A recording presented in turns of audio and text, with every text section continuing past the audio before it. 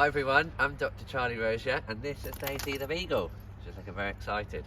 It's been a while since we made a video because we had a new arrival in our family, quite a busy first term at university, so we haven't uploaded much content later, but we're back today. We have come to a place called Thetford in Norfolk on a very gloomy day, and we're going to look around Thetford Priory.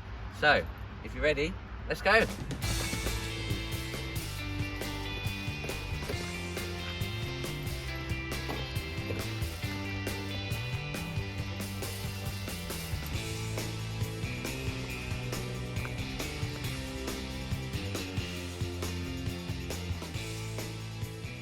Thetford Priory is owned by English Heritage. It's open most days of the year, access through an open gate. You don't have to pay, and of course dogs are welcome on leads. Priory was founded in Thetford in 1103 or 4 by Roger Bigod, who was a major French landholder in England after the Norman conquest of 1066, owning estates in Suffolk, Norfolk and Essex. Originally, the priory was founded in the Episcopal Church, which had been moved from Thetford to the new bishopric of Norwich in 1096, but very quickly it was agreed that the site wasn't large enough, so a new site was started outside of the old town in 1107, and then by 1114, 12 monks were living here in this site outside the old town walls, and a prior moved from Lewes in Sussex. This is the old Priory Church looking towards the east end.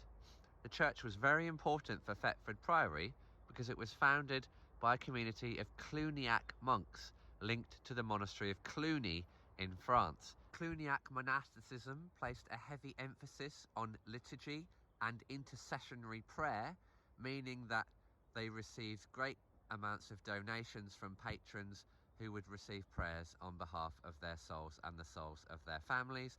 So Cluniac churches often include lots of different bays and so on for where monks can go and pray for the souls of their benefactors. The east end of the church, as you see it now, was originally much smaller, but in the 13th century, a statue of the Virgin Mary at Thetford Priory became the subject of a miracle, and pilgrimages started to happen. So by the end of the 14th century, this whole east end of the church is rebuilt to accommodate the number of pilgrims and the number of public services that are taking place in the priory.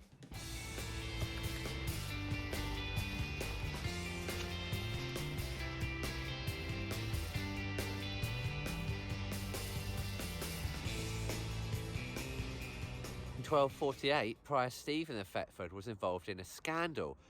Prior Stephen invited two of his brothers from the Savoy region of France to come and stay with him, and the three of them engaged in much eating and drinking. And when one of the monks of the priory complained, Stephen was in a heated argument with the monk, and the monk ended up stabbing to death Prior Stephen, and he died just outside the church that you can see behind me. The monk isn't named, but we're told he was imprisoned in Norwich Castle, and so the final judgment was that he's never been named and he's forgotten to history.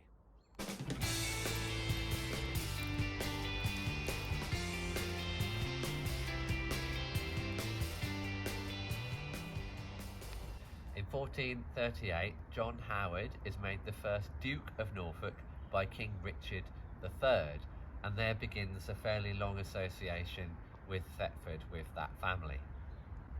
In 1524, Thomas Howard, who's Duke of Norfolk, dies, and his funeral is recorded as taking place in and around Thetford Priory. The Howard family also had links to Framlingham Castle, and me and Daisy went there earlier in the year and made a video, so if you want to know more about that place, then watch our video about Framlingham Castle. Thomas's body was carried from Framlingham to Thetford Priory, and we're told the procession included 900 people travelling from Suffolk to southern Norfolk in that procession. 700 candles were set up in the church, banners were placed on the hearse that Thomas was being carried in, and then the office holders of the region who owed their positions to Thomas ceremonially broke their staffs and threw them in the grave as a kind of expression that Thomas is dead and we are now no longer committed to his work.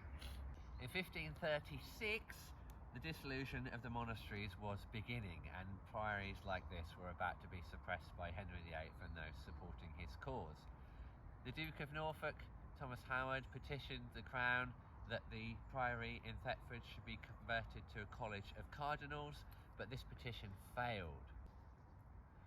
So in 1540, finally at Thetford Priory, the prior and 16 monks surrendered to the Crown, and the priory was no more.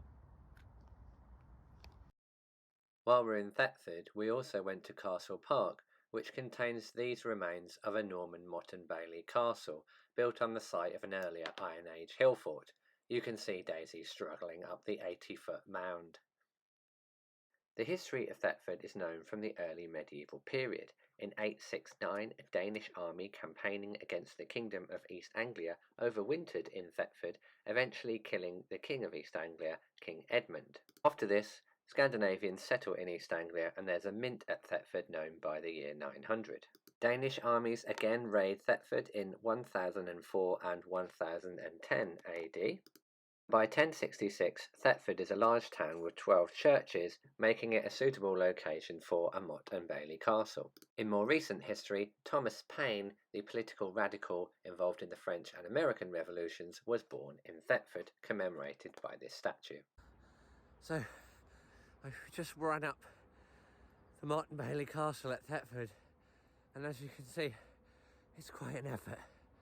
From the top here, you really get a sense of how this earthwork dominates the landscape around it, and you can see the remains of outer works surrounding the main mound in the middle of the complex. When I was a kid, we used to come here and have races on who could get up to the top of the castle quickest, but if I did that now, I definitely wouldn't win. I consider myself quite fit as a 37-year-old, but no way I'm winning a race like that now.